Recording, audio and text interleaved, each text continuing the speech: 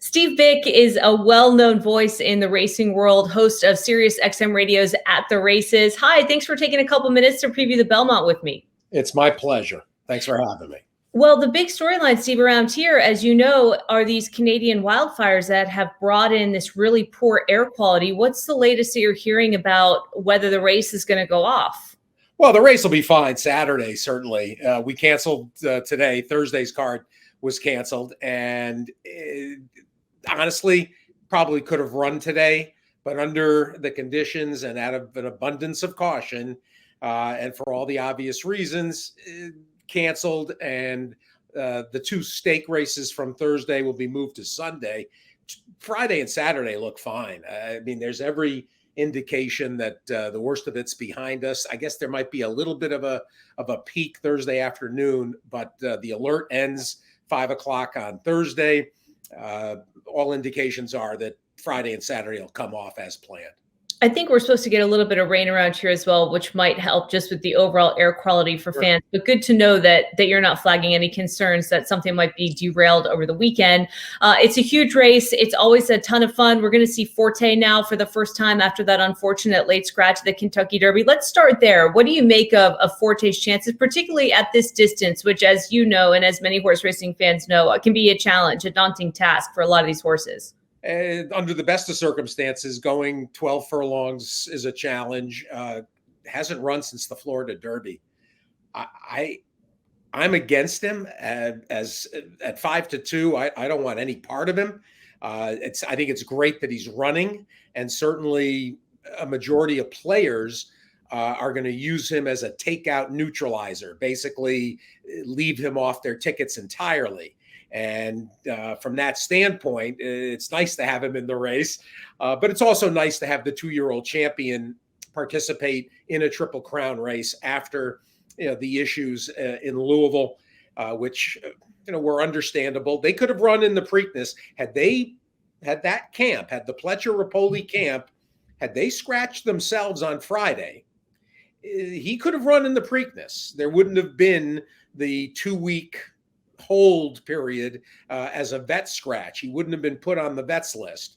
And he got back to working pretty quickly. It's not like he missed all that much time with the foot issue, if any time at all. So I guess he's fit. Is he fit to go 1.5 miles? I'm dubious, but if he does, it'll be without my money. Do you think, looking back, hindsight's 2020, that they would have had an advantage running him in the Preakness so that he's not coming off this long layoff? Sure, and I mean, if he was ready, if he was as ready as the connections felt he was to run in Derby, well, then certainly he would have been ready 2 weeks later to run in Baltimore. And from that standpoint, I don't know if they regret not scratching themselves and basically withdrawing from the race, which again would have kept him eligible to run in Baltimore. But anyway, they're going to get their second half of their season, in essence, started on Saturday in the Belmont. Todd Pletcher's record in the race is outstanding. I mean, Pletcher, he's won 4. By all rights, there's another 4 races where he was second by the narrowest of margins. Destin and Dunkirk and Commissioner. I don't doubt Pletcher in this race, and of course he's got Tappet Trice, who, from a breeding standpoint, is particularly uniquely suited for success in the Belmont. So Pletcher could still win with the other horse, but I don't.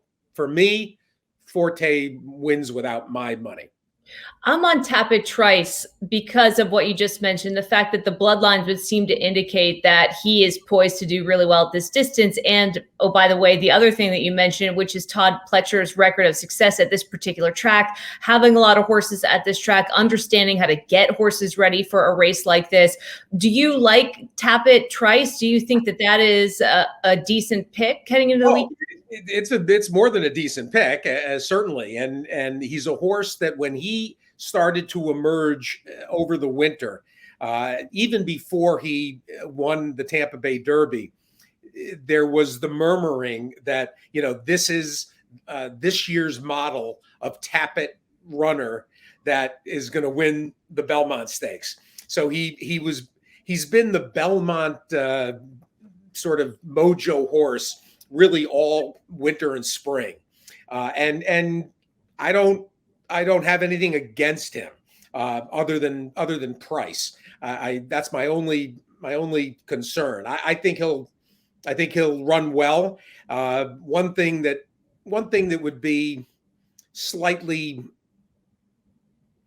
disconcerting, his race in the Derby was dreadful. I mean, he finished 7th, but he didn't run a step and was never in contention seriously in the Derby, and had really no excuse because the race set up for him in a lot of ways. The winner came from further back than he did.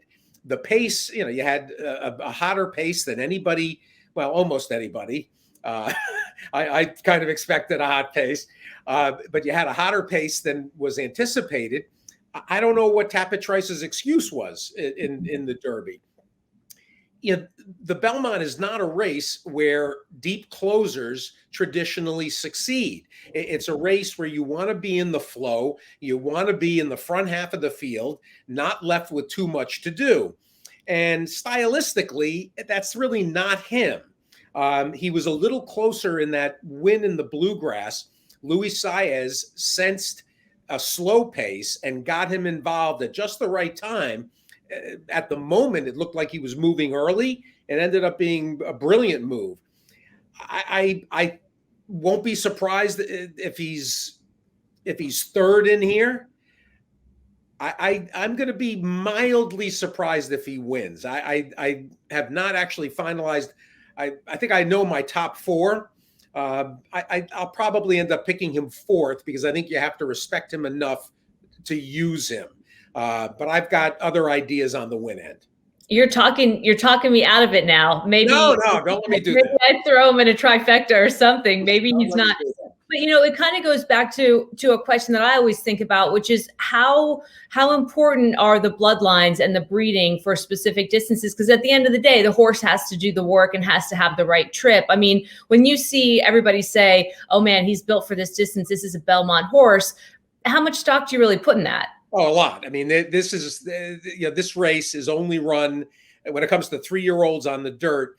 This is the only 1.5-mile race that they'll run. That most of these horses will not run 1.5 miles again, especially the winner, because the winner, he's not going to come back next year in the Brooklyn, for instance. Earlier on the card, the Brooklyn is being run 1.5 miles as well.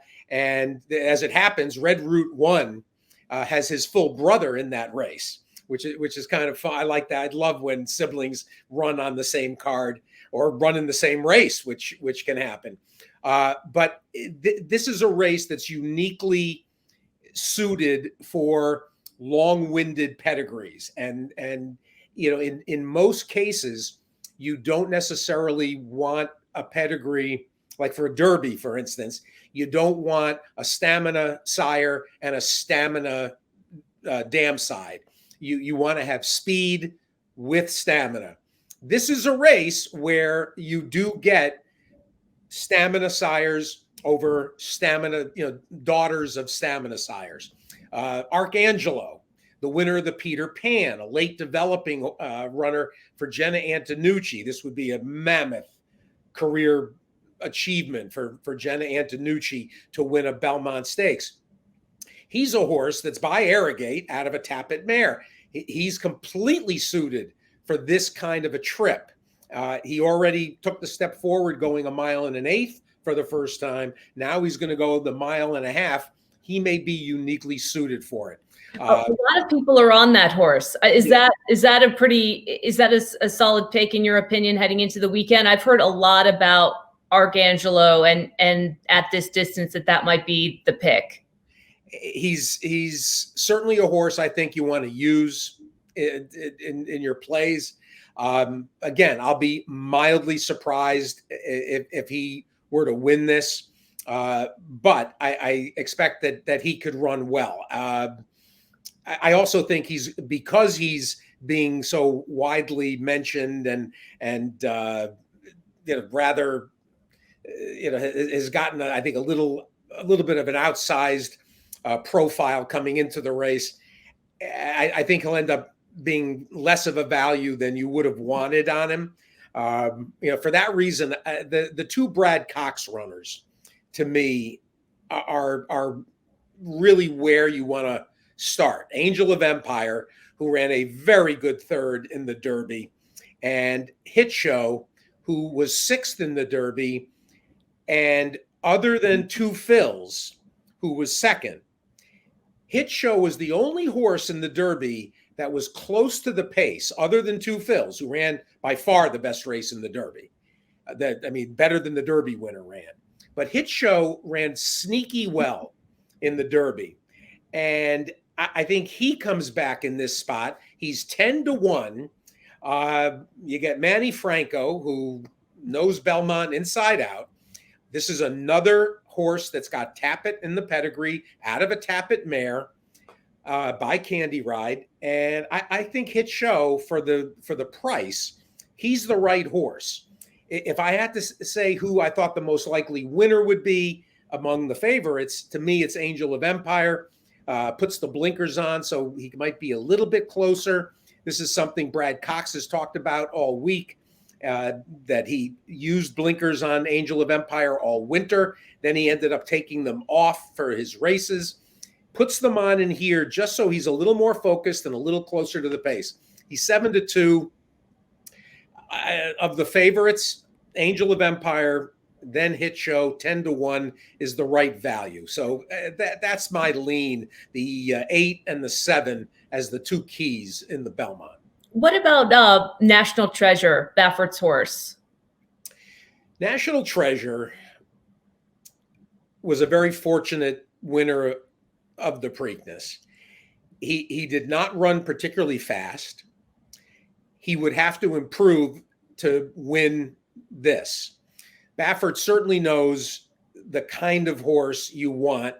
This is not when I say fast, by the metrics that we use, things like Thorograph, the buyers, any speed figure. He's just average. He's just a solid stake horse. He won the Preakness because he got away with slow fractions on the front end, and had more than enough, to hold off the late runners. I think he'll run okay. I just think he's sort of a middle of the pack kind of an entity in this field. I figure him to be fourth or fifth. I can't get excited about him again at a lower price than he deserves to be. It's interesting just speaking with people inside the industry and thinking about what another Belmont win might mean for Todd Pletcher's legacy. And you detailed sort of everything that he's done at Belmont. Is there anything about another Belmont win this year that you think would really solidify his legacy as a Hall of Fame trainer? Baffert is now sort of emerging from the shadows of the doping scandal. Of course, he wasn't at the Derby, but we did see him at the Preakness, and after a horrifically tragic day, ending up with a huge win. And now we're seeing him again at the Belmont. I kind of feel, and this is just me speaking, like he is starting to reemerge and will be on the world stage once again. How do you view the legacy of those two Hall of Fame trainers? Well, a couple of things. For starters, here's Baffert kind of emerging from the Derby DQ and the suspension by Churchill. I take exception to calling it a doping scandal. It's not a doping scandal. It's a permissible therapeutic medication. In this particular case, very likely an ingredient in a topical ointment that triggered an overage. It's not a doping incident. The word doping is being used is just so randomly right now by, in most cases, media sources and media outlets that are trying to sensationalize any aspect of the sport that they can for their own ratings and their own clickbait purposes. Baffert is trying to rebuild the whatever trust might be available from people who have gotten frustrated with the handful of incidents that he's been involved in. And that's understandable. At the same time, Todd Pletcher is right now in the midst of a very similar set of incidents. He's got these 3 open positives, and again, these are fairly incidental therapeutic meds in Florida that triggered overages and probably are going to trigger disqualifications. There's the Forte disqualification from the Hopeful last year as a 2-year-old. And there were some ramifications from that never even came to light because essentially the penalties were being held off with a whip and a chair. So Forte, there's people that are going to make the very germane point. He shouldn't have been eligible to run. He wasn't eligible to run in New York off of the pending investigation, but yet he went to Kentucky and won the Breeders' Futurity. And some people would say, well, that got him into the Breeders' Cup. By all rights, it shouldn't have. So there's a whole bunch of ramifications to that positive. There's also apparently this uncertainty over mind control in Pennsylvania, in Philadelphia. So that's 5 various incidents that Todd Pletcher is going to have to deal with here in coming weeks and months. So you've got 2 legends of the game, 2 of the best horsemen that have ever put a bridle on a horse. And it shouldn't taint the overall evaluation of them. But in the scheme of things right now, every single incident is being magnified by agenda-driven animal rights terrorists. And so everything is being made out to be, go back to the doping word.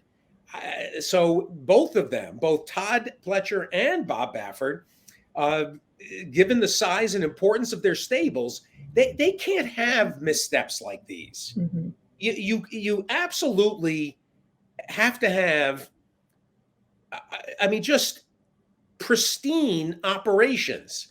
And that goes really for anybody that wants to be involved in the game right now, given the scrutiny that we're under as an industry. Is Baffert an easier target because the Kentucky Derby is a bigger stage for having these therapeutic overages, as you described them, being more sensationalized? Because you bring up a great point. I mean, there are a number of different trainers who have had violations, who have paid fines. You mentioned the situation that Todd Pletcher is dealing with, and yet I don't necessarily know that the scrutiny or the sensationalism, or however you want to describe it, from media or animal rights groups has been level across the playing field. Baffert is maybe an easier target because he's an outsized personality. He's also been the most high-profile horseman in the sport for an extended period, and particularly given his record in the Derby, his ability to identify Derby candidates and to train them to success in the Derby. It's something that he focuses on. He's focused on it for years. I mean, since his emergence in the 90s as a serious player on the national stage. Not just an up and coming young guy from the quarter horse side, that started to win some races. Because of how easily identifiable he is, the white hair and the personality, and the fact that the industry, frankly, was quite happy to have both he and Todd as sort of an heir to the previous generation, the Jack Van Bergs, the Alan Jerkinses, the Wayne Lucases. Yeah, of course. So they were the heir to, that sort of national stage, because of the dynamics of Baffert and the Derby. It became really a bit of a conflagration, and an easy media target, and it's a dramatic story. I mean, to have the most successful trainer in Derby history, run afoul of this and have a horse, disqualified from a win in the Derby. It's very easy to sensationalize. There's no question about it. I do want to ask one sort of additional question on the topic of this, and then kind of move off of it and get back into the field. But when you talk about public perception of horse racing, and forgive me for misspeaking, calling it a doping allegation or a doping scandal, that is how it's widely viewed through the public's eyes. In addition to these deaths that we've seen at Churchill, and a horse going down at Belmont, leading into the final leg of the Triple Crown, for the public that doesn't understand how these horses are bred and built and run, that's very jarring. What do we know really about Churchill's decision to stop racing until they figure out, is it the track surface? Is there another issue? Is there a larger issue here in the sport that needs to be addressed? Is this something that we see in other countries who are obsessive about horse racing, Australia, Ireland? I mean, is it something that needs to be addressed in terms of the way horses are bred, or why is this such a problem? It's a very complex and multifactorial scenario. These clusters of injury and fatalities, they happen, I don't want to even suggest regularly. They happen sporadically. We had one in New York in the winter of 2010, 2011. Santa Anita had theirs 3 years ago. Del Mar had one. There's a variety of things that happen to racetrack surfaces. And then when you fold in simple happenstance, you get what looks to be this rash of outlandish, widespread deaths. You might go months without a single fatality, and then have 2 on a card, suddenly have 4 in 3 days. The situation at Churchill, and I was there for the 2 weeks. I'm always at Churchill 2 weeks leading up to Derby, and actually I was there for the first time 3 days after the Derby. You had the 2 horses of Safi Joseph's have the cardiac circumstance. Horses don't have heart attacks. They may die of sudden cardiac arrest, but they're not heart attacks. They don't have cholesterol problems. Then there was a horse that flipped in the paddock and fractured their skull. That's happenstance. You had one horse get hurt on the turf course, which could be a hole, could be a divot, that's left, by another horse's hoof. They do the best they can to flatten out the turf course to avoid that kind of thing, stepping in a hole. You had the horse of Joel Mars, who broke a hind ankle. Horses don't break hind ankles. It's one of the rarest injuries you could possibly imagine. So there's 7 of the 12 that already are sort of an anomaly. Then you've got 7 other incidents. And the variety of things that can go into those 7 horses breaking down and either sometimes making it or having to be euthanized. There's untold ways to interpret. You have horses go wrong for so many different reasons. People are saying, well, was there any commonality? Yes. One commonality was that the veterinary staff, the state veterinarians, they looked at all of those horses. All 7 of those horses were okayed to race by the state veterinarians. And yet they went out and something went wrong. So you have to look at just countless portions of this that at any point where these horses, and that's what they're going to be doing here over these next couple of months at Churchill. They're going to look at every horse, try to figure out how it got to that spot in time and what was missed in leading up to entering that race. And that's, that's all you can do here. And when it happened in New York, there's a 200-page report from 2012 that evaluates all these, and it's been used subsequently as a blueprint when there are these clusters of injuries and fatalities. Was there rain for a day or two that had the track surface packed down hard? Was the track particularly unforgiving to a horse that may have been harboring an injury that hadn't made itself apparent?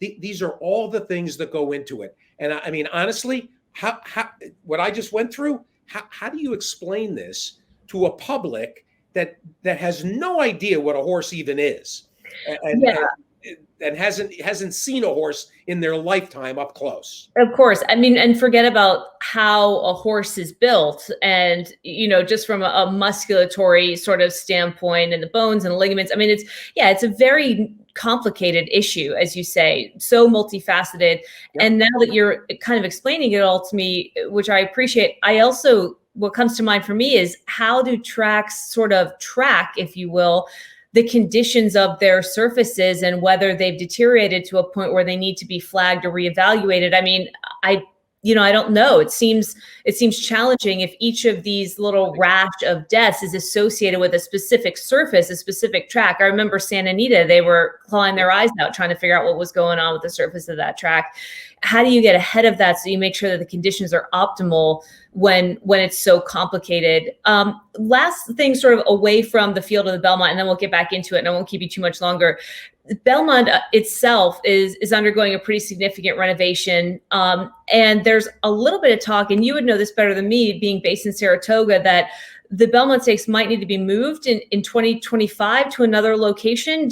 What is the latest on whether or not we might see a Belmont Stakes run at Saratoga? Is that a possibility in the next couple of years? Probably not. It's not impossible, but it would seem unlikely. Aqueduct and Belmont, they went through this already in the 60s, where Aqueduct was renovated and then Belmont was renovated. And so all of the standards, all of the most famous races downstate in New York were run at one track and then the other track while the two renovations were going on. That includes a race like the Jockey Club Gold Cup at Belmont, which legendarily at Belmont. It's actually being run now at Saratoga, but that was run for 2 years at Aqueduct, and that is not an unusual circumstance. They're not entirely convinced that they won't be able to run the Belmont while the new building is being built. In fact, I had Pat McKenna on my radio show on Thursday, and we touched on where things stood. We're supposed to start to see artist renderings and specific plans. Essentially, it looks like the new building will be about 1/4 the size of the existing building, something a little smaller than 300,000 square feet. Belmont Park, the edifice, has 1.3 million square feet of usable space. It is such a monolith that it's hard to even conceive. So a new Belmont's coming, and it should make for a fabulous future for racing downstate. It will be new to have just two racetracks in New York, Saratoga and Belmont. But that's where we're headed, and I would think that the new Belmont will be much in the same way that the current Belmont was not a departure, but it was an amplification of the the original Belmont Park. So the public that is in some cases expressing, horror at Belmont,